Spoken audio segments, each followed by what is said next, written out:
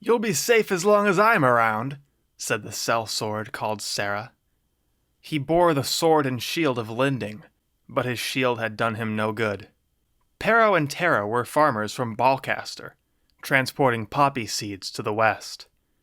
The road to the bridge was dangerous in the Seven Holds in times of peace, and rumors of war were swirling like an autumn leaf, fallen in a puddle. Protection was always a good idea, but especially now. Men of Linding have it all, offense and defense, the sellsword had said. There were no swordsmiths in Balcaster, and farmers never learned to wield a mace, so they supposed Sarah would do. But his shield had exploded into splinters on the first hit, and he was rent in two with a wet crunch on the second. Pero and Taro had no good glimpse of the man in the darkness of night, but he was big. They were able to hide away in a small alcove, tucked and unseen, and hoped that the mist of Mifflin would hide them well enough. They didn't. Before long, they heard the clip-clopping of hooves, and the ground was rumbling. Clink, clank, clink, clank, with every clip, clop. "Stay silent, brother," Taro had whispered. "He will be gone soon. He can take our poppy seed. We can leave with our lives." Poppy seed was expensive, so perhaps hiring a few more sellswords would have been better. Pero peeked his head out and saw no man, but a silver demon, horns curling around his head, holding a large halberd mounted on a ram as big as 2 stallions. More sellswords would not have helped. The demon's skin clinked as he dismounted the ram. Clink, clank, was all they could hear, and it was drawing closer. "We should run now," Pero whispered, all too loudly. As they tried to stand up, the silver demon was towering over them. Smoke rolled from his mouth, and with a wet crunch, they were ended. Welcome to the Storytime Saturday podcast. My name is TGD. If you remember, if you are a fan of my channel, the _Chalice channel on YouTube, you might have seen the funniest story I ever wrote called Josh's Bad Day. That is what I called a friend fiction. Instead of a self-insert, I inserted all of my friends into a story and wrote a story about them. So around had to be 2017. Yeah, 2017, I had just finished reading the last published Song of Ice and Fire novel, Dance with Dragons, and really, it was pretty dope. It inspired me. I thought it was awesome. I'm like, yeah, Game of Thrones is pretty dope. Now, there is issues with the Song of Ice and Fire series, some notable ones that refuse to be rectified. But I was really inspired by the low fantasy of it, that's, for the most part, very grounded in reality. And I started, imagining my friends, what their house would be, what their house sigil would be, and things like that. So as it was rolling around in my head, I'm like, you know what? I'm going to write a story about it. I'm going to write down this friend fiction about my friends. Now, we won't get to any of my friends in this one. I want to make a quick note about this prologue. I hate prologues, and prologues are not good. They're rarely good. And this is something that George does in all of his Song of Ice and Fire books. He has a prologue where the point of view character dies, and apparently that's like a big trope that people hate, and writing YouTubers talk about it, and they complain about how bad the prologues where the character dies, how they hate that and they don't like it. This prologue is not good. Honestly, who it's about, the brothers Pero and Taro, they have really no story, no personality. This is really just to show you, to get into the reader's mind, the demon, the silver demon, that's out there riding on a ram. And that's to sort of stir up, okay, this is what's going on in the world right now. I don't think it does that very good. These characters really are. They don't have any personality, they don't have any story, they're just there to die. So, that's not very good. Spoiler alert for anyone who might get invested in the story, but the Silver Demon is based on one of my friends. So, I was gonna say one of my friends don't even show up, but that's not even true. The Silver Demon is one of my friends. Now the prologue is relatively short, and this wouldn't be that much of a podcast if we simply talked about the prologue and then ended. So we'll also read chapter 1. Geoffrey, the firstborn. The prince was seated between his sister and the ashwood throne where his father sat in judgment. 2 of the city guard, with their dual-pointed helms that gave them the look of some animal with upturned ears, had brought the accused before him. A young man in colorful clothing, pink and yellow, bound by manacles, sweating as he awaited the king's judgment. Repeat it for me. What was the accusation? The king shifted in his seat, making himself more comfortable. Father is grandstanding. Geoffrey sat anxiously, waiting for more of his father's disapproval. It had been bad enough on him in his childhood, but even today, whenever he heard that tone in his father's voice, he became uncomfortable, and anxiety took him. Even though it was pointed at someone else, like a dog hearing the scraping of plates or a horse feeling the poke of spurs, the sound of father's disappointment made that feeling well up in his gut. One of the men of the guard spoke up. He was found with another man in his bed. He is standing accused of lewdness and immorality with another man. Then why have you brought him to me? Why is he not hanging? The guard hesitated. We brought him to face your judgment, your majesty, he stuttered. And you have received it. Be gone. And with a wave of his hand, the king had sent the accused to his doom. Why? Grandfather would have never sentenced a man to death for such a crime. Geoffrey wanted to stand and tell the guards to stop. He wanted to tell them to take the man to the dungeon. He wanted to scold his father before his entire court. He was angry. But what had made him angrier was the look of approval on his sister's face. That small grin and that upturned head. She was looking down on everybody, he knew. Then she turned her head towards Geoffrey, with that tiny smirk. She knows how I feel about this, and she's mocking me. Georgine was older than him, and their father's namesake, no less. She was smart, beautiful, eloquent and graceful, and cruel. Everything Geoffrey was not, she was.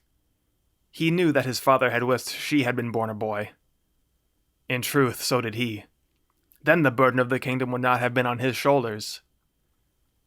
The king and his court had changed to the council chambers, a small room with bookshelves that held encyclopedias and maps, and a small table for them to sit around where they could discuss matters of the kingdom. Princess Georgine with her dry wit and undeniable genius, William the Wizard who would sit quietly in his blue robe, Geoffrey himself all sat at the long table where the sun left paintings of light as it passed through the stained glass. The king's favorite knight, Sir Jacob, as well as Sir Frederick Thorncrest, Sir Simon Baker, Sir Grant Grey, and Sir Aidan Brady, all knights of the Kingsguard, were there as well. Wonderful work, father. You make me proud every day, his sister said, running her fingers along the top of each chair before pulling out her own. Justice must be done if we want order. I was simply doing my duty. The king stroked his beard and rested his elbow on the table. The image of King Gerard the Merciful kneeling to offer children bread was being projected in front of the prince from the stained glass. When I'm king, I'll give children bread too. They will call me Geoffrey the Kind, and I won't put people to death for trivial crimes. The king set his gaze at his son. And what of you? What did you observe from that judgment? The prince's silence was his answer. Very well. The king knew what his son was thinking. "What would have been your judgment?" "I wouldn't have put him to death. I would have done what I must." That was not a good enough answer. "And what must be done?" the king insisted. "I would have put him to death," Geoffrey lied. "Though grandfather would have never done such a thing." The king smirked. "Yes. Your grandfather did not enforce the law. If he had, that man likely never would have committed his crime, and he would still be alive." "Laws must be enforced if you expect your subjects to follow them," Princess Georgine said, her chin against her palm and hair twirling in her fingers. The king looked through his eyebrows at the prince. "And it is wise to look at the mistakes of former kings, though I will have no more talk of my father at the council table." Did he just call me wise? Did I just receive approval? If he had, it was misplaced. Geoffrey didn't view his grandfather's actions as mistakes. Sometimes he longed for the days where his father was just Prince George. His father had always been harsh, but he had also shown moments of tenderness and gentleness. Geoffrey certainly felt disciplined, but he never felt unloved. He remembered his father, the prince, reading him stories of heroes and magic, of kings and castles. He wished those traits would come back. He never knew what had caused the change. Was it the death of his wife, Geoffrey's mother? Or was it the declining health of his own father, King Joel? Prince Geoffrey never knew. Princess Georgine slouched in her seat. "Yes, indeed. Quite wise. Though from the look of that prisoner, he appeared to be from the north. I hear that sort of practice is commonplace there." She had seen her brother's true meaning. Geoffrey knew she was only pointing it out so she could see how their father would have responded had he understood him. "He is not in the north. As you said, laws must be enforced if we expect our people to follow them." King George cleared his throat. "As you all know, I have sent my son, Prince Gerald, as an envoy to the north." He understands now. That's why he changed the subject so quickly. Any approval he had for Geoffrey was gone, he assumed. "I hope he can use his charm to gain favor with King Salvatore, though it will be difficult if he is still wearing that absurd mustache of his." "Ah, yes." Princess Georgine sat up in her chair. "I received a letter from him. He says his stay at Warren's place was pleasant, and he's heading on to Sweet Hill to visit Lord John." Of course he's taking his time for leisure. What did I expect? At least I'm not the only one he doesn't approve of. Gerald had never been bothered by his father's discipline half as much as Geoffrey had. Nothing seemed to bother Gerald at all. The king straightened in his chair, clasping his hands around the armrests. "No matter. If we receive any more letters from Gerald, inform me at once. Wizard William, what is the coin report?" A shrill, small voice came from the blue-robed man they called William the Wizard. "We are down by 30,345 gold this month." The king's mouth dropped in shock. "And why is that? This is the third month in a row we have lost gold. What is happening?" "I can't be certain. These are simply the numbers the tax collectors give me." "I want them all investigated. Are you capable of such a thing, wizard?" "I am, of course." The king slouched back in his chair.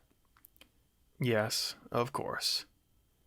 Nevertheless, Geoffrey, I want you to see that the tax collectors are being truthful, and if so, I want you to find out why coin is so short.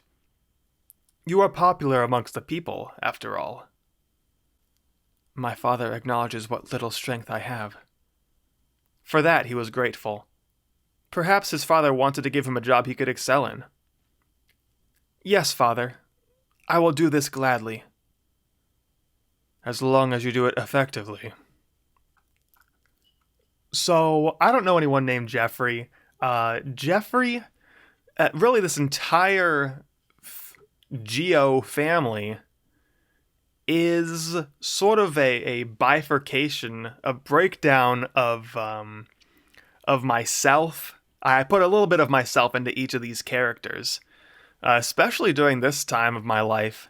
I had a lot of like self doubt, um, a lot of feeling of just overall disapproval from my family and those around me. That the way my life was going wasn't gonna make them proud, and that still might be the case to this day. But I don't I obviously don't worry about that as much. So Geoffrey is sort of a personification of my own self doubt in a way. He's I myself am not popular.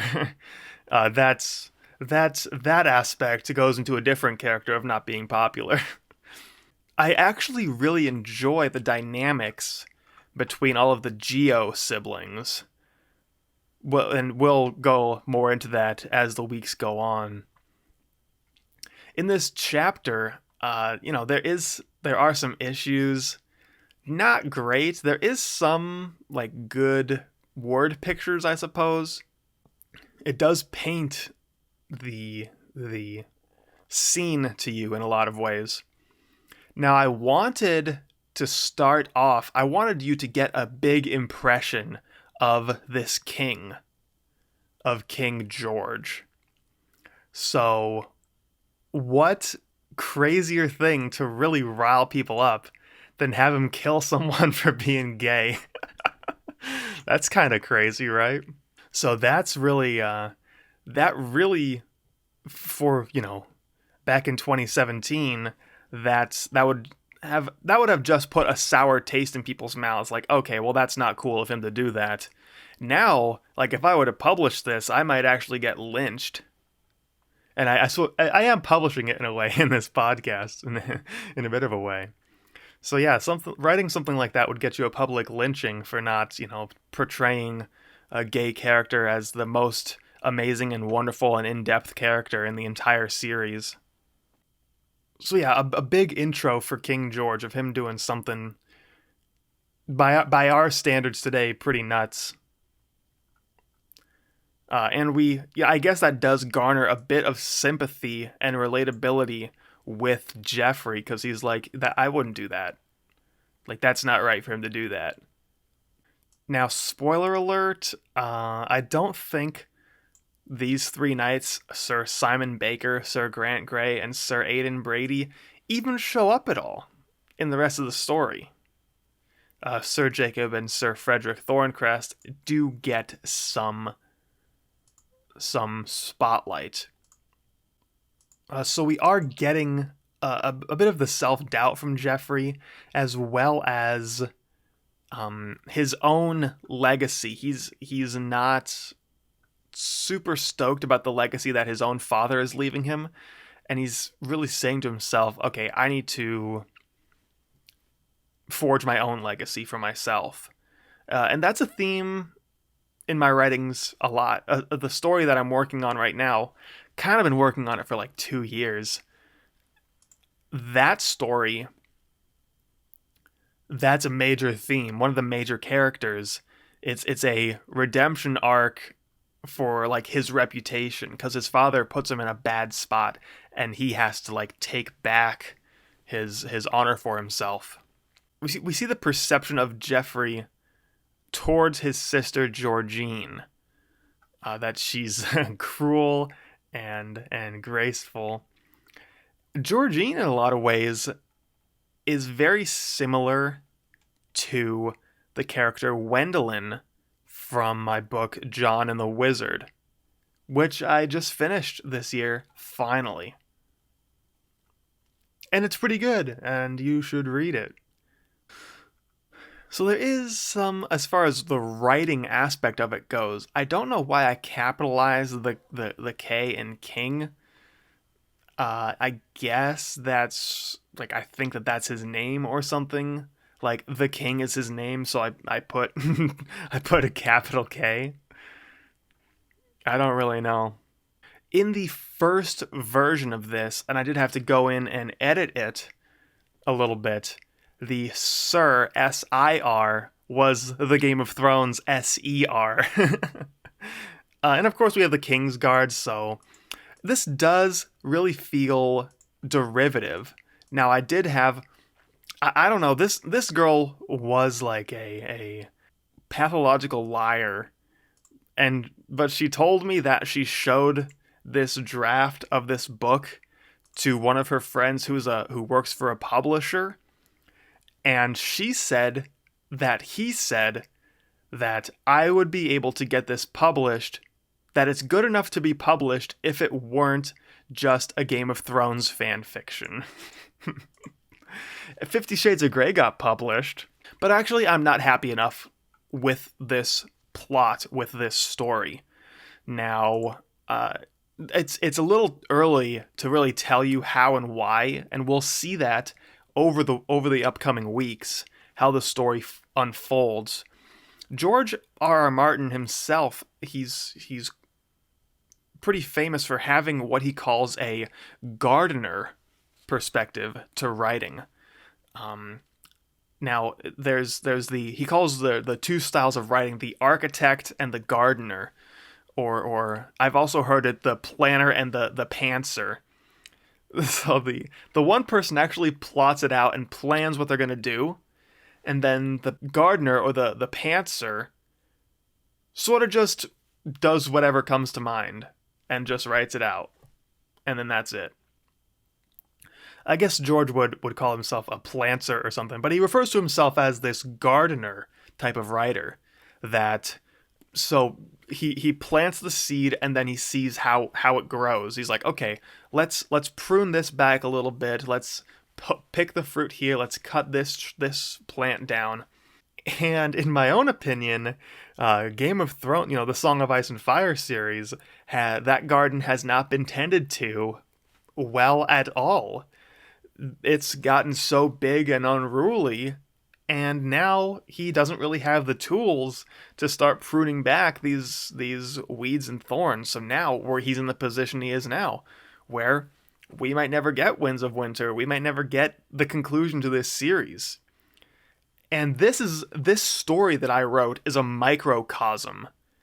What's taken George 20, 30 years to tell of why you shouldn't be a gardener, I did in a year. Or like 6 months. So this world, I thought about it for a few weeks. I'm like, okay, well, these 7 holds will be like this, and then in the north that'll be like this, and then there'll be this the southern country, and then the Middle Kingdom will be like this, and this country uses this kind of martial art, and this is the conflict that's going on here. And then I didn't go any farther. I said, okay, this is how the world is. And then I started like sandboxing and saying, okay, I have this character and he could do this, and then we can take this character and he can go over here, and we'll see how this all plays out. And the garden got out of control. It got kind of dumb, and I really hit a dead end with this story. And you'll see that over the next few weeks. However long this may last. This might last quite a while, because this is actually a pretty long story. There's a tournament arc that's awesome, but doesn't really do anything for the plot. Assassinations and family drama, which is all good character stuff. There is really no plot in this story, and I didn't know how to end it, and let's take a look here. Wow. 68,000 words. I didn't think that was that much. I didn't think there was this much. This is a 68,000 word draft, and to tell you the truth, this thing is not anywhere close to being done. For this thing to be a reasonable first draft, to have a complete narrative, this would have to be easily 200,000 words. And really, there's no place for this to go. I'm sure if I wanted to, I could finagle things. I have a bit more experience writing now, and I could finish writing this, and I don't think I actually want to. because I'm a little too invested with my other stuff I'm working on. But there is some good stuff here. The family dynamics and the sibling dynamics between all of these characters, I think, is fairly interesting. Their relationships with their fathers. Now, what's going on in the Middle Kingdom, which is in the West, really parallels a story that's going on in the East in the Seven Holds. Now, that you'll see that unfold as well. I'm sorry for really gimping you on this. I'm jipping you on the details, but you'll just have to come back to see. So really, this entire thing is an exercise in why we should not be gardeners, in my opinion. So, I don't want this to be too long of a podcast. It'll basically be like this. I'll read the chapter and then we'll discuss it a little bit. So, come back next Saturday. Subscribe if you're listening on Spotify, or if you're watching on YouTube. Please subscribe and come back. Go check out my gaming videos, my miscellaneous videos that are uploaded on Monday. I also have a finished audiobook called The Girl with the Guns. Now, not a very good title, in my own opinion. I never was good with titles. The name of this is Kings and Castles. Yeah, very creative title. I'm not good with titles or marketing or anything, and that's probably a big part of the lack of success that I've been having with my writing career. But I would appreciate if you would go listen to that. The entire thing is published, all 15 chapters. It's probably 3.5 hours, if I could imagine, 3.5 hours of a story. So check it out. I mean, I wrote that super quick, this for something to be fun and silly, and something that I knew I could put out. So go check that out. I appreciate you, and I'll see you next week.